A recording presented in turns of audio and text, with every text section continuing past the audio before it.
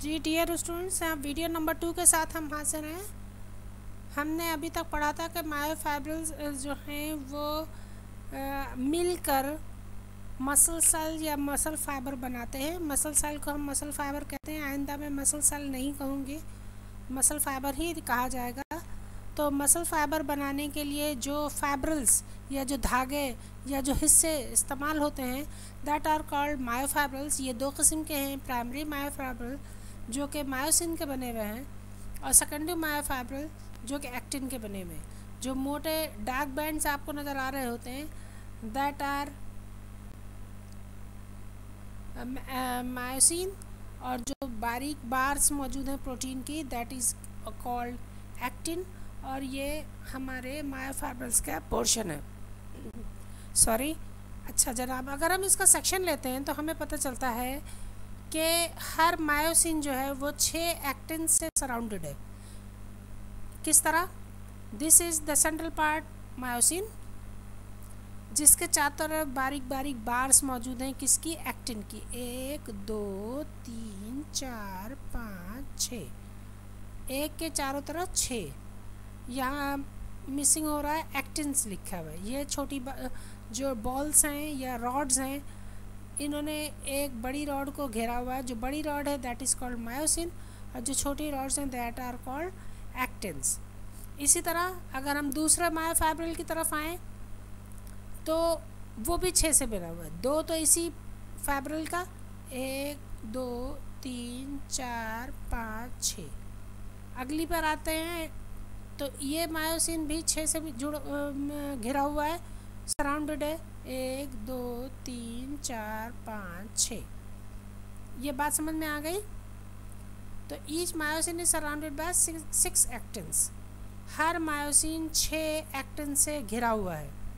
अगला पॉइंट हमारा ये है कि ईच एक्टिन, अब इस एक्टिन की बात हो रही है, each actin is surrounded bye 3 myosin. Her actin के चारों तरफ 3 मायोसिन है। 1 2 3। यहाँ पर दूसरे अगर बन जाएंगे तो हर एक के पास 2 हो जाएंगे। इसके पास 1 2, इसके पास 1 2।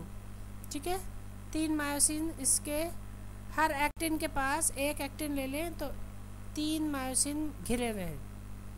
ठीक है, this is the arrangement of actin and myosin. अगर हम उसको सेक्शन में देखते हैं तो यहाँ तक ये ख़त्म हुआ। अब थोड़ा सा हम आपको डायग्रामेटिकली दिखाते हैं।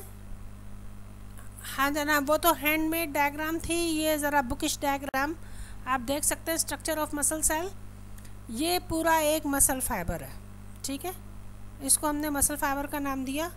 इसके ऊपर जो जिल्द, जो मेम्ब्रेन है दैट इज़ कॉल्ड सार्कोलीमा। ये अभी मैंने डायग्राम में बता दिया था। ठीक है, एक ऊपर से गया नहीं, चारों तरफ से इसको घेरा हुआ है। इसके अंदर ये रॉड्स मौजूद हैं, दीज आर कॉल्ड मायोफाइब्रिल। ठीक है, इन मायोफाइब्रिल्स के दरमियान में आपको एंडोप्लाज्मिक रेटिकुलम और न्यूक्लियस वगैरह भी नज़र आ रहा है। ठीक है, सार्कोप्लाज्मिक रेटिकुलम कहलाता है, इसको हम एंडोप्लाज्मिक रेटिकुलम नहीं कहते हैं। और माइटोकॉन्ड्रिया भी मौजूद है, सेल का सारा स्ट्रक्चर मौजूद है। ठीक, अब आते हैं इसके मायोफाइब्रिल्स को अगर हम अलग करते हैं, उसको मज़ीद एनलार्ज करके देखते हैं, तो हमने आपको बताया कि मायोफाइब्रिल्स 2 किस्म के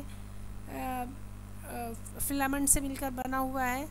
जो थिक फिलामेंट है that is called myosin, protein के बने हुए, और जो थिन है उनको हम एक्टिन कहते हैं।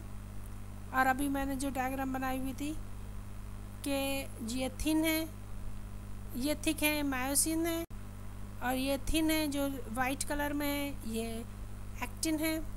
और इनके दरमियान में ये जो लाइन गुज़र रही है जिसने इनको मोटी वाली मायोसिन्स को टांग के रखा हुआ है, these are called H line, M line, sorry M line.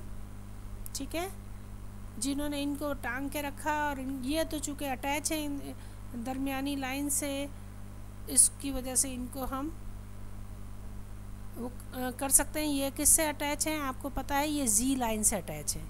ये दरमियान में जो मैंने ग्रीन से बनाई हुई थी ये जी लाइन है, इनसे ये बार्स अटैच हैं। ठीक है। एक जी लाइन से दूसरी जी लाइन तक, जेड लाइन, ये देखिए जेड लाइन उन्होंने मेंशन किया है, और ये जो लाइन जिसने कनेक्ट करके कनेक्शन दिया हुआ है मायोसिन को, इनको हमने एम लाइन कहा है। तो एक जी लाइन से दूसरी जी लाइन तक जो खाना डब्बा बना, दैट इज़ कॉल्ड सार्कोमेयर। कई सार्कोमेयर मिलकर वो मसल फाइबर बना रहे हैं, ठीक है, मायोफाइब्रल बना रहे हैं। और कई मायोफाइब्रल इस तरह इकट्ठा होकर मसल फाइबर बना रहे हैं जिसके चारों तरफ सार्कोलेमा मौजूद है। आ गया समझ में?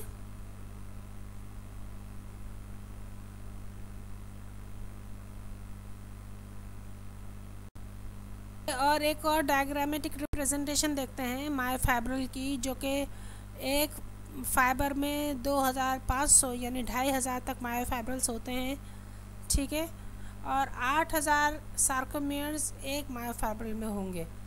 एक डब्बा, ये जी लाइंस, ठीक है, एक डब्बा एक सार्कोमेयर कहला रहा है दो जी लाइंस के दरमियान। बेसिक कॉन्ट्रैक्टाइल यूनिट है सार्कोमेयर। आइए हम उसको देखें किस तरह। मैंने आपको बताया था एच जोन, जहाँ से ये मौजूद हैं, इसके साथ अटैच हैं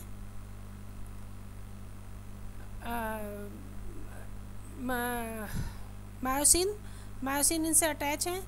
दोनों तरफ की बाउंड्रीज़, ये समझ लें एक डब्बे के लिए ये बाउंड्री ये कहलाती हैं जी लाइन, ठीक है। और ये जो बारीक रॉड्स नज़र आ रही हैं, दीज आर कॉल्ड एक्टिन्स। मोटी बार्स कहला रही हैं मायोसिन। वो एरिया जो ओवरलैप्ड है, ये एस जोन, वो ए जोन। और जो एरिया सिर्फ प्योर मायोसिन पर है, जिसके दरमियान में एक्टिन नहीं आ रहा है, ये पूरा पोर्शन एच जोन या एच लाइन, ठीक है। बात समझ में आ गई? देखिए उन्होंने बताया थिक मायोफिलामेंट और ये थिन मायोफिलामेंट। यहाँ से यहाँ तक आई बैंड, ए बैंड कौन सा, प्योर हिस्सा, ठीक है। एम लाइन जिसने जोड़ के रखा हुआ है, आ रहा है समझ में? डार्क पोर्शन जितना होगा वो ए बैंड है, एंटी एन आइसोमेरिक, और जो लाइट है वो आइसोमेरिक यानी आई बैंड। अच्छा, अब आप देखिए, ये भी एक तस्वीरी तरीका है जिससे आप समझ सकेंगे। मसल फाइबर पूरा एक बंच, इसके अंदर छोटे छोटी बार्स और उनके अंदर मौजूद सार्कोप्लाज्मिक रेटिकुलम। ये छोटे छोटी बार्स जो हैं ये क्या कहला रही हैं? मायोफाइब्रल्स। ये जब मायोफाइब्रल्स को हम बड़ा करते हैं तो लाइट डार्क बैंड नज़र आ रहे हैं, और यहाँ से यहाँ तक जो जी लाइन है ये हमें सार्कोलेमा, देखिए आप में बता रहे हैं, यहाँ से यहाँ तक सार्कोमेयर एक डब्बा मौजूद है। Dark band, light band, sarcomere, फिर नया शुरू हो गया light band, dark band, sarcomere. अब अंदर ये किन चीज़ों से मिलकर बना है? दो किस्म के प्रोटीन बार्स से मिलकर बना है, एक प्राइमरी और एक सेकेंडरी।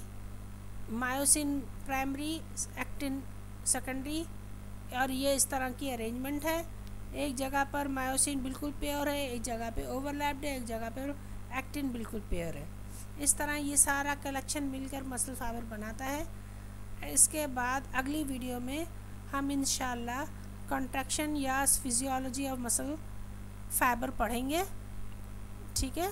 ये सेंटर के साथ जुड़े रहिए। कोई प्रॉब्लम हो तो कमेंट्स बॉक्स में ज़रूर लिखिए। Thank you so much. Subscribe करना ना भूलिएगा।